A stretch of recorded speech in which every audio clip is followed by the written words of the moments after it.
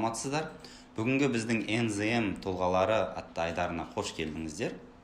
Бүгін бізде қонақта Мұсабеков Нұржан, 2020 жылғы Назарбаев зияткерлік мектебінің түлегі, Назарбаев зияткерлік мектебінде президент болған, бітіргеннен кейін 8 университетке шақырту алған. Қазірде Канадада, Торонто университетінде грантта оқып жатыр. Қош келдің, Нұржан. Қалың қалай? Все хорошо, все отлично, спасибо. Давай. Нұржан, біздің осы айдарда біз осы Назарбаев зияткерлік мектебінен бітірген, немесе оқып жатқан оқушылардың жағдайларын білеміз. Олар немен айналысып жатыр, олардың болашақтағы көзқарастары қандай, осылай халыққа жеткізу мақсатында осындай айдарды істеп жатырмыз. Ең бірінші сұрақ, Нұржан, не үшін сен Назарбаев зияткерлік мектебіне түскің келді? Вообще это было решение спонтанное, потому что в 7 классе я услышал о НИШ как о школе, которая предоставляет хорошие условия в плане не только питания и дополнительных плюшек в виде одежды и так далее, но и за счет того, что там была та инфраструктура, которая была, допустим, в американских школах. И из-за такого стереотипного мышления, мечтая о крутой школе, где будут шкафчики, бассейны и так далее, хотелось поступить именно туда. И тогда еще говорили то, что в нише они не сдают ЕНТ, а я уже тогда парился насчет ЕНТ, и я не просто хотел избежать этого экзамена, и подумал, что поступлю в НИШ, не буду писать ЕНТ, все круто, вроде все классно, нам еще говорили, что домашние задания не дают. И изначально у меня было желание просто уйти из обычной школы ради учебы в лучших условиях. В обычной школе тебе не дают тех возможностей, которые предлагает НИШ, только из-за того, что отсутствует финансирование у государственных школ, чтобы поддерживать какие-то дополнительные нужды учащихся. И не всегда, допустим, учителя готовы потратить свое лишнее время на то, чтобы помочь ученику. И сталкиваясь с этой проблемой изо дня в день, уже будучи, допустим, просто в 6 классе, я уже понимал, что нужно менять школу. Сен 7 сыныптан бастап түстің. Түсетін кезде қандай пәндерден экзамен тапсырдың? Вообще в 7 классе мы были первым потоком, который поступал в НИШ ФМН Алматы. И получается тогда формат наших экзаменов был довольно стандартным, то есть это было 3 языка и математика. И получается тестировалось не сколько знание самого предмета теоретически, а сколько его применение. То есть, допустим, в языках не было заданий по грамматике, то есть там в основном были вопросы, которые спрашивали у нас, были очень ситуативными, то есть, допустим, как переводится то или иное слово, какое слово должно подойти в этот контекст. По математике были стандартные задачи, то есть начиная вот с 4 по 6 класс, и, в принципе, там тоже проблем никаких не было, потому что прям супер углубленных знаний тогда не требовалось. Главное, нужно было знать концепты математические, которые мы проходили, и уметь применять их для решения тех или иных задач. И второй тур была логика, то есть там были фигуры вращения и, получается, стандартные такие мозаики и так далее. Сендер сол тапсырған кезде, мысалы, қанша оқушы тапсырдыңдар, және де қанша оқушы түстіңдер деген сияқты. Білесің ба, есіңде ма? Точное количество человек, которые поступили, я не знаю, но я знаю, сколько было на одно место в русском и в КАЗ-отделении. В КАЗ-отделении было, кажется, на одно место 25 человек, в русском отделении было где-то 15. Конкуренция өте жоғары онда. Да, конкуренция была очень большая, потому что нас набирали всего 4 класса, это 96 человек. С каждым годом ребята, именно сами вот шестиклассники, они все лучше и лучше готовятся к формату экзамена, к поступлению, и конкурс становится намного сложнее из года в год. И проходной балл, он растет. Видя вот эту тенденцию, появляется такое желание как можно лучше подготовиться к экзамену. И зная то, что каждый год количество подающих растет, мне кажется, лучше сейчас как можно раньше начать готовиться к поступлению. Допустим, я начинал где-то за 2 или за 3 месяца. То есть вот эта тактика, она уже не сработает 100%. Сейчас дети готовятся за год, за 1,5, за 2 года кто-то. Сен өзің дайындалған кезде бір арнайы курстарға бардың ба, біліміңді көтеру үшін? У меня не было проблем с языками, потому что я писал пробные и понимал то, что типа, ну, изи, просто языки закрою. А вот с математикой были проблемы, потому что я учился в такой слабой школе. Не всегда получалось хорошо математику сдать. Я помню, у меня максимум по математике был пробник 32 из 40. То есть это был прям максимум. И то один раз только в основном где-то 28, 27 и так далее было. И поэтому мне пришлось вот прям очень быстро думать касательно того, куда мне идти, чтобы потянуть математику. Күнде дайындалдым, сол дайындықтың арқасында дайындық керек, яғни Да. сол үшін ол конкуренцияға өте дұрыс, иә. Нұржан, сен дайындалдың, алғашқы білімің болды, мысалы, сөйтіп сол конкуренциядан өте алдың, түстің. Енді сен мысалы ойладың ғой, ништа осындай деген сияқты бағанағыдай шкафчик, бассейн, немесе осындай құрылым барлығы, инфрақұрылымдар, сол барлығы ойыңнан шыға алды ма? С точки зрения инфраструктуры все сошлось, но кроме бассейна не было. Бассейн только в второй программе. Вообще у меня было видение ниши как школа, где я не буду учиться, особо не буду прилагать усилий, если поступлю, потому что нам просто сформировалась такая картина из-за людей, которые приходили нам агитировать нас по поступлению в нишу. Я думал, просто приду, поступлю, буду каждый день учиться как в школе, у меня не будет домашних заданий, не будет экзаменов, и все будет круто. Но когда я пришел туда, реальность оказалась немного другой. То есть пришлось учиться, и учеба она очень сильно отличалась. То есть если, допустим, в обычной школе она была легкой, то что ты просто приходишь, учитель перед тобой выступает, ты записываешь что-то в тетрадку, потом это заучиваешь, а потом просто рассказываешь то же самое учителю, и он тебе ставит 5, то в нише приходилось самому изучать тему, которую ты проходишь. То есть там тактика такая, то что 20% времени урока занимает учитель, остальные 80% уже берут на себя ученики. И, допустим, когда мы проходили новую тему, мы больше времени предоставляли тому, чтобы мы сами изучили ее через, допустим, какие-то дополнительные интернет-ресурсы или же, допустим, через лабораторные эксперименты. И интенсивность такого обучения, она намного выше. И из-за этого было намного тяжелее сперва освоиться. Но и объем работ был, соответственно, больше, потому что задания, они уже не были такими, то что просто заучи, просто впиши и ответь. Здесь уже в нише нужно было научиться критически мыслить, чтобы выполнить то или иное задание, потому что они могли быть, допустим, создать прототип проекта, и при этом учитывать, допустим, стратегию маркетинга через социальные сети и так далее. То есть ученик в обычной школе, то есть типа такого задания нет. И когда ты впервые сталкиваешься с заданиями такого рода в нише, ты сперва немного боишься учебы, но потом ты понимаешь, что через именно такое экспериментальное обучение ты начинаешь прокачивать какие-то дополнительные свои навыки в той или иной сфере. И поэтому, не знаю, ниш для меня оказался совершенно новым открытием. То есть он никак не оправдал какие-то стереотипы или ожидания, но он показал себя намного с другой стороны, как школа. Ұнады саған оқу? Все понравилось. Жақсы. Сен өзің 5-ке оқыдың ба, ол жерде 4-ке оқыдың ба, немесе 3-ке оқыдың? Қалай болды сабақтардың үлгерімі? Вообще адаптация у меня была очень такой долгой и тяжелой. В 7 классе, получается, был период адаптации, я особо не учился, и там было так, что я делал задания лишь бы просто сделать. И, соответственно, там закончил где-то с несколькими 4. В 8 классе я что-то прям очень слабо дал по учебе, перестал о ней думать, в какую-то четверть троечником стал. И после этого я понял, что нужно чуть-чуть поднапрячься и начать учиться.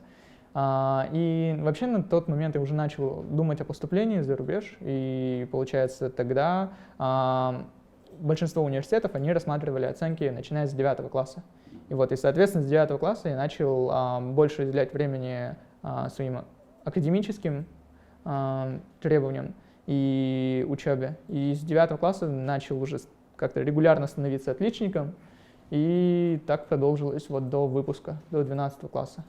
Үздікке бітірдің соңында? Да. Я закончил на красный, слава богу. Не алтын белгі, но пойдет. Иә. Сондай сабақтармен, сондай режимда оқып, қызылға бітіру. Ол дұрыс. Онымен қоса, сен президент болдың. Сайлау болды кәдімгідей. Сол жерде сен көп дауыс жинап, президент болдың. Ол 11 класс, 10 сынып. Это было в 11 классе. У нас, получается, в нише. Один из плюсов ниши в том, что развиваются какие-то свои дополнительные ассоциативные навыки за счет того, что есть возможность участия в студенческом самоуправлении, где ты также с ребятами, школьниками общаешься, вы создаете какие-то свои команды и просто создаете мероприятия. То есть вы курируете их и делаете различные ивенты для того, чтобы сделать школьную жизнь намного насыщенней. И, во-первых, у тебя прокачиваются какие-то ассоциативные навыки, мягкие навыки, soft skills и так далее.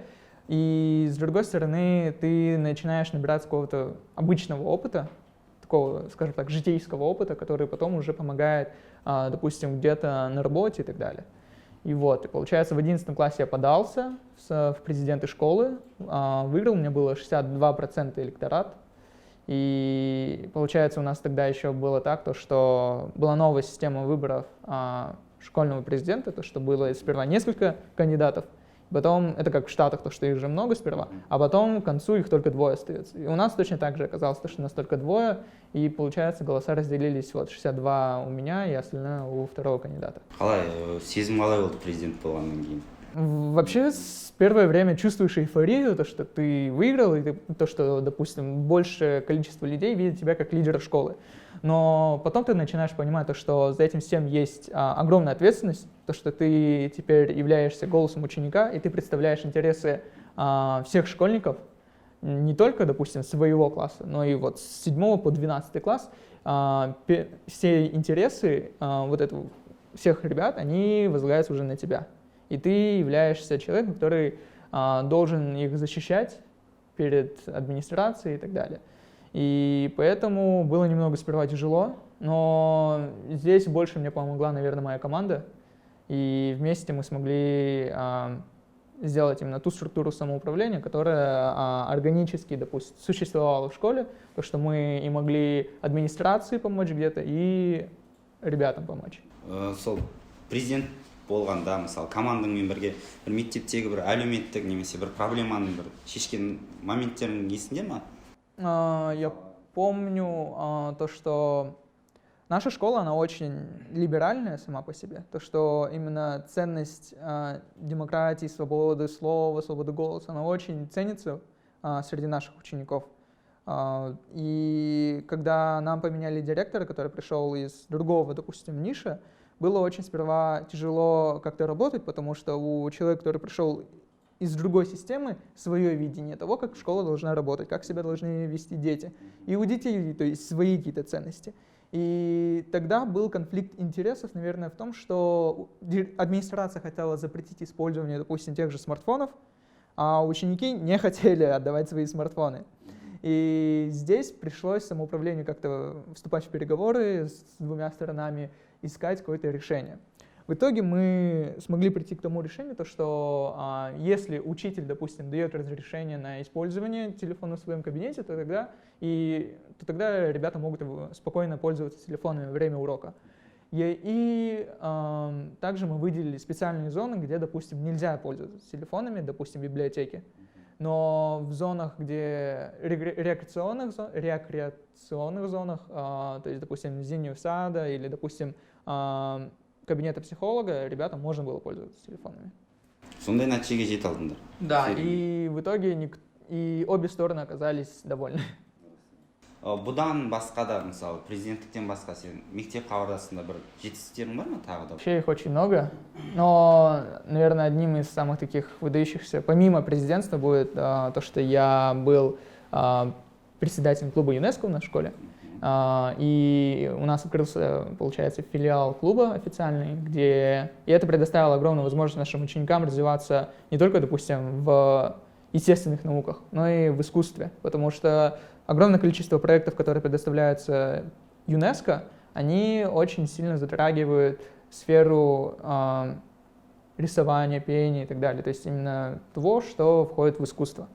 И благодаря этому проекту мы смогли дать ребятам возможность развиваться разносторонне, и при этом проект, он такой очень комплексный, я бы сказал, был. И требовалось не только проводить какие-то ивенты, да, допустим, внутри школы, но и участвовать на городском уровне, даже бывало так, что мы выступали и на мировом уровне. То есть и очень часто проводились модели ЮНЕСКО, где мы, допустим, просто делали симуляцию заседаний ЮНЕСКО, где мы рассказывали, допустим, о тех или иных странах, то есть мы обсуждали культурное наследие, допустим, малоизвестной страны, и представляли ее интересы в рамках симуляции модели ЮНЕСКо. Было заседание международных клубов ЮНЕСКо в Алматы. Туда отправили меня и нашего директора школы представлять просто нашу школу, и лично я представлял интересы учащихся в системе клубов ЮНЕСКо. Получается, там мы говорили об образовании в условиях глобализации, и там уже мы, как школьники, должны были представить свои какие-то проекты, свои варианты решения тех или иных проблем, которые были на тот момент актуальны.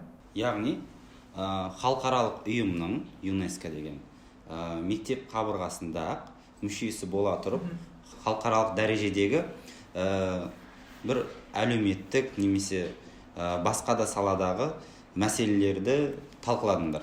Да. Керемет. Бұның өзі бір себеп ретінде айтсақ болады, Назарбаев зияткерлік мектебінде оқып, әлеуметтік қабілетіңді арттыруға деген сияқты. Жалпы біз бағанадан бері hard skills, soft skills туралы сөйлесіп жатырмыз, олардың пайдасы қалай? Соны бір түсіндіріп бересің бе қазіргі адамдарға? Ол деген болашақта шетелдік университеттерге түсуде керек па, немесе өзіңде өміріңде керек па деген сияқты, біреуінсіз жүре алмайды деген сияқты. Сондай нәрсені бір бізге түсіндіріп берші, Нұржан. Вообще, hard skills и soft skills, они действительно вообще нужны во всех сферах жизни, и они идут всегда вместе. То есть невозможно прокачивать только soft skills или только hard skills. Если делать акцент только на soft skills и не прокачивать hard skills, то от вас толку не будет, допустим. Если прокачивать только hard skills и soft skills, то вас никто не услышит. Поэтому очень важно делать упор на то, чтобы равномерно прокачивать и hard skills, и soft skills. Но при этом я бы сказал то, что больше применяются soft skills, нежели hard skills в условиях реальной жизни. И в целом, что такое soft skills? Это ваши навыки, мягкие навыки по тому, как вы общаетесь с людьми, то есть ваши навыки коммуникации, публичные выступления, тайм-менеджмента, то есть все, что, в принципе, играет очень важную роль в обычной жизни человека. И hard skills — это профессиональные навыки, которые вам требуются. Допустим, если человек работает в сфере корпоративных финансов, то это, допустим, знание аккаунтинга, знание математики, Excel и так далее. То есть, это считается как его hard skills. И вот, поэтому нужно прокачивать и ассоциативные навыки soft skills, и профессиональные навыки hard skills. Но чтобы вас, допустим, заметили, нужно все-таки уметь разговаривать, и поэтому, мне кажется, soft skills применяется намного больше, чем hard skills. Қазіргі уақытта, қазіргі заманда. Яғни ол өте маңызды. Да. Түсіндік, өте керемет, жақсы түсіндірдің, бәрімізге бұл пайдалы деген ойдамын. Бұны тек қана Назарбаев зияткерлік мектебінде емес, бұлай да басқа да мектептерде дамытуға болады, бірақ бағанағындай сендерде көп мүмкіндік болды деп айтсақ болады. Мысалы, бағанағындай халықаралық клубтарда өздерінің мысалы ортадағы оқушылардың барлығын айналысып танысқан соң әрқайсысы әртүрлі болады, солармен араласудың өзі бағанағындай soft skills'ты дамытады деп айтсақ болады. Мысалы, Назарбаев зияткерлік мектебінің 3 артықшылығын айтып бере аласың ба бізге? Наверное, один из самых первых плюсов ниш — это то, что ты развиваешься не только академически, но и внешкольная деятельность твоя очень сильно прокачивается, потому что есть условия, есть возможность прокачивать свои навыки в публичных выступлениях, есть возможность участвовать в различных проектах, которые там, уровня города, уровня страны, международного уровня, та же модель ЮНЕСКО, допустим, и модель ООН, которые у нас проводятся. И, наверное, это один из самых больших плюсов, то, что есть возможности для того, чтобы развиваться не только академически. Второй огромный плюс ниши в том, что есть хорошие преподаватели, то есть есть преподавательский состав, который шагает в ногу с тенденциями в сфере образования. То есть это люди, которые постоянно повышают свою квалификацию, и они не применяют, допустим, старые методы обучения, которые еще остались со времен Советского Союза. То есть они стараются использовать те методики, которые сейчас актуальны по всему миру. Поэтому, допустим, мы очень часто, допустим, затрагиваем тему социальных сетей во время обучения в нише. Поэтому мы говорим, допустим, о важности навыков программирования в разных сферах в нише. И вот, поэтому, мне кажется, это, безусловно, огромный плюс. И, наверное, третий — это то, что ниш очень сильно заботится о своих учениках. То есть нам предоставляются, помимо лучших учителей в нашем регионе, городе, помимо всей вот этой инфраструктуры и дополнительных возможностей и финансирования огромного, нам также дают, допустим, тут тоже, допустим, питание трехразовое и спортивная форма и так далее, школьную форму дают. И мне кажется, это огромный плюс, потому что есть семьи, которым, допустим, очень тяжело собрать нужную сумму для того, чтобы собрать ребенка в школу, да, то есть купить, допустим, школьный костюм и так далее. То есть для кого-то это тяжело. И в этом плане ниш очень хорошо спасает, потому что они обеспечивают тебя не только знаниями, но и с социальной точки зрения. Потому что, да, даются все условия. То есть ниш идет всегда тебе навстречу, и они могут тебе помочь в какой бы ситуации ты ни был. Білім алуыңа ешқандай кедергі болмау керек. Соның барлық кедергіні жауап береді. Жақсы, иә. So, Нұржан, how you said you got the invitation letter from the 8 university from the whole world, and how it happened, and how NIS school helped you to apply for that universities. So most of the universities, they they have that holistic approach when they assess every admission candidate. So, and in this case, having both soft skills and hard skills really helped me, because as hard skills, I had straight A's on my graduation diploma, and that was the reflection of how I can study, basically.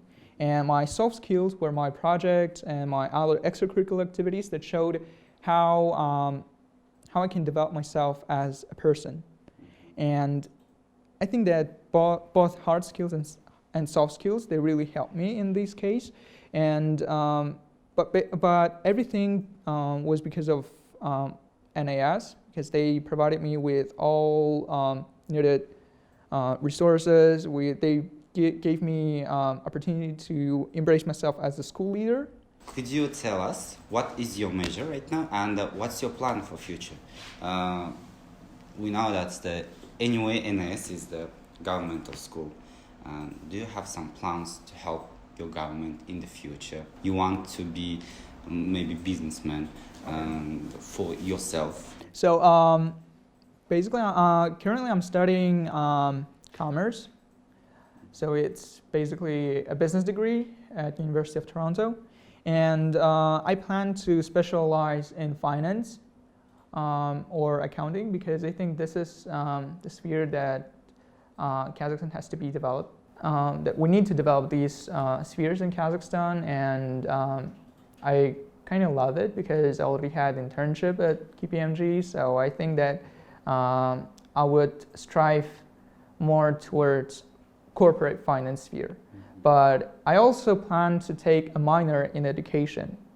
So maybe after like a couple of years working in corporate finance, maybe I will take masters in education and then start teaching somewhere. So in my plans, like I had a pretty crazy idea of becoming a CEO of NIS. Like basically, I want to come back to NIS system and try to change it in terms of management, because I think that they need to have more youth in their management team, like as top managers, because tendencies are always changing and the world of education is always changing. So I think that coming back to my first alma mater will be a great idea.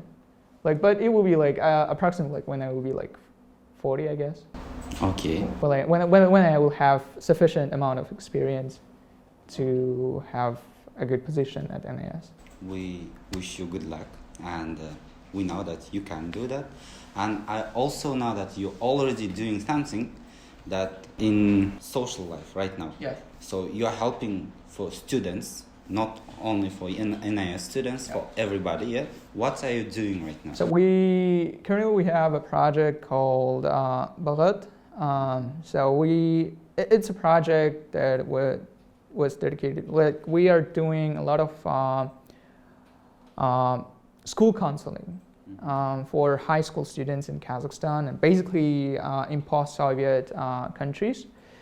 We invited speakers from top universities worldwide who have pretty good scholarships. Either it's governmental or private scholarship, and we ask them to share their knowledge to a general audience of high school students, how they got accepted, what a student from a regular high school has to do in order to get into one of the top universities with a scholarship, because it's pretty obvious that average Kazakhstani student, he won't go to Harvard or Yale just paying money for this. So, and that's why we try to invite more speakers who can share their stories, share their success story, and give some insight in the process of college application. And this is basically what we are doing right now, but we also plan to expand our services. We want to, when we will have a sufficient amount of followers on our social media and more people will know about us, we want to start a number of projects that will be related to college preparation exams, college application in general, and maybe we will even expand to not only to undergraduate degree education, but also graduate level of education, which is master's and PhD level. Yeah, it means you can help, your organization your project can help for everybody who wants to apply to university. Yes. In overseas, yeah, and it's free. It is completely free. Great, yeah. I think it's really useful information for our viewers. Last question, Nurzan. What is your advice for students of 6 or 5 grades who wants to be a student of NIS school? First of all, plan ahead. Like, this is very, very important. You have to know what your plan is. It's like when you're using a map, you know where you want to go, like you know your destination. So in this case, it's pretty similar. You have to know what you have to do in order to get into NIS. So make a small plan of actions with milestones, what you have to do. For example, like the first month, I have to focus on, let's say, English. Then second month, I have to focus on math, and then I have to get like 38 out of 40 on average, etc. And second of all, I would say that you have to dream. Like you have to visualize yourself how you are accomplishing something, one of your goals or one of your dreams. So with it will give you a little bit more motivation to continue working towards your dreams. So I think this one is very essential. And probably the last one will be take care of your mental and physical health, because this is something that we all need. And if you feel that you don't want to do something, just don't do this. Try to live it and think about it later, because you still need your mental health in future. Yeah, basically you need to listen to yourself and to your instincts, because your body never lies to you. көп рахмет саған, Нұржан. Тек қана сәттілік тілейміз. Тағы да рахмет саған.